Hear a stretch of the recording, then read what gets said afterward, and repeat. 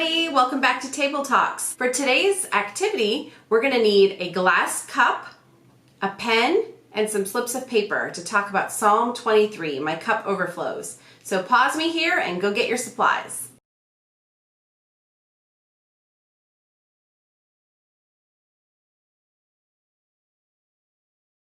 Okay, so now that you have your supplies, big kids who know how to read and write, I want you to write on your sheets of paper what you're thankful for. And it's good to put one item per paper and fold it up. You don't want to show anybody. Younger kids, they can draw a picture of what they're thankful for. Or you could tell mom or dad and they can write it down for you. Go ahead and begin this activity and try to keep your answers secret from your family.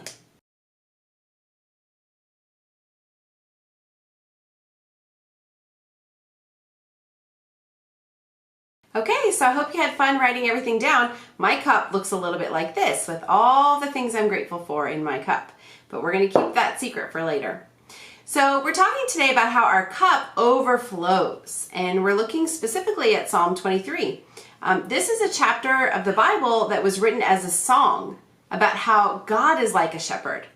One thing shepherds do for sheep is provide for them. In fact, David, who wrote Psalm 23, talked about God's provision. Do you guys remember our memory verse last month? Today we're going to talk about verse 5.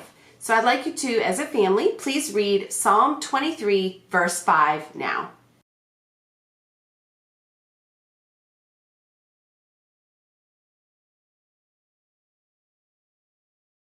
So David said that his cup was overflowing with blessings. They were just pouring out. Another way to say that is that God blesses us with so many things that it causes our lives to overflow. So my cup is full of blessings from God. Did you write all your blessings in there? We've been learning that God blesses us, and David celebrated God's blessings in Psalm 23. What are some things that people usually consider blessings?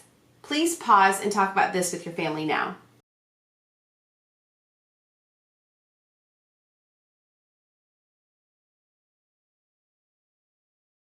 I bet you guys named some great blessings. If you pull out one of my blessings, I wonder what it might say.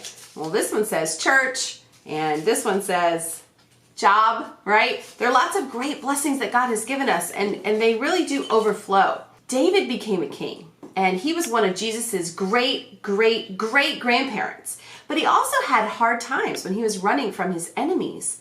Running from enemies might have felt like his cup was empty, and all his blessings had left him. But sometimes people like David don't feel blessed. They might have felt discouraged. Maybe they were sick or going through a hard time. So I want to ask you guys, is everybody blessed? Is everybody's cup full, or are some people's cups empty? What about suffering? I want you guys to pause me here and talk about some life situations that don't feel like blessings.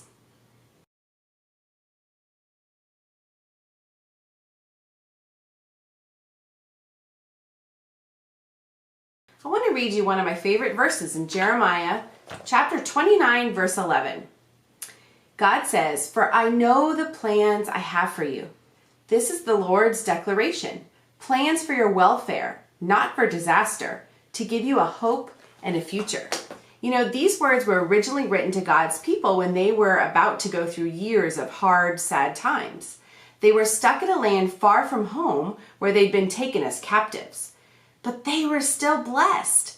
And that's because God promised hope for their future. What are some things that give you hope even when life is sad?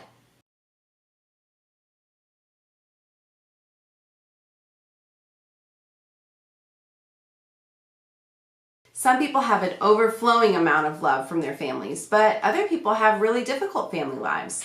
Maybe family doesn't feel much like a blessing to them. They may not feel like there's any love in their family cup. I want you to read Psalm 23, verse 6. Let's give everyone a chance to read it at home.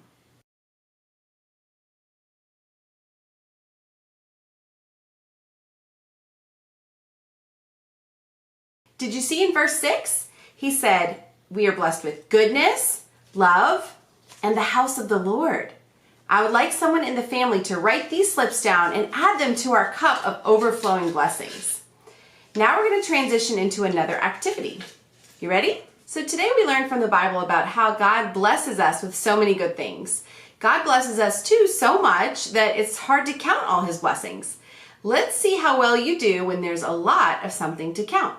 I have 2 sets of overflowing cups here. Okay, I want you guys at home to guess how many Legos are in this jar and how many Skittles are in this jar.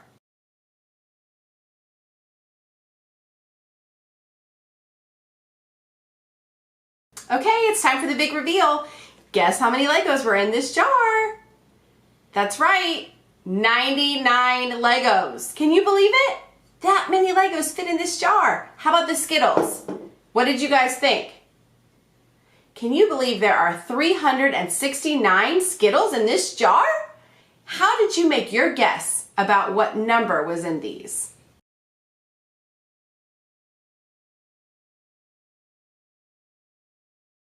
When we made our guesses, I just looked at the jar and tried to count by looking at it.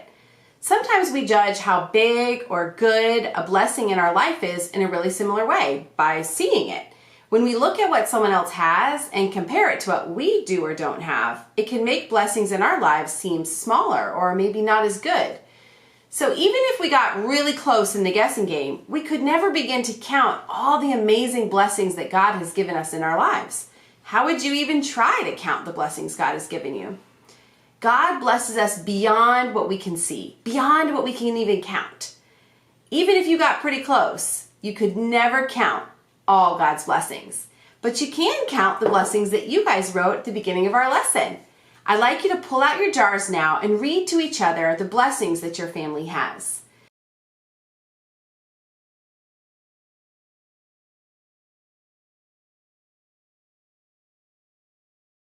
Wow, that's a lot of blessings. Great job, guys. How about throughout this Thanksgiving season, we continue to add to our jars things that we can recognize that God has blessed us with.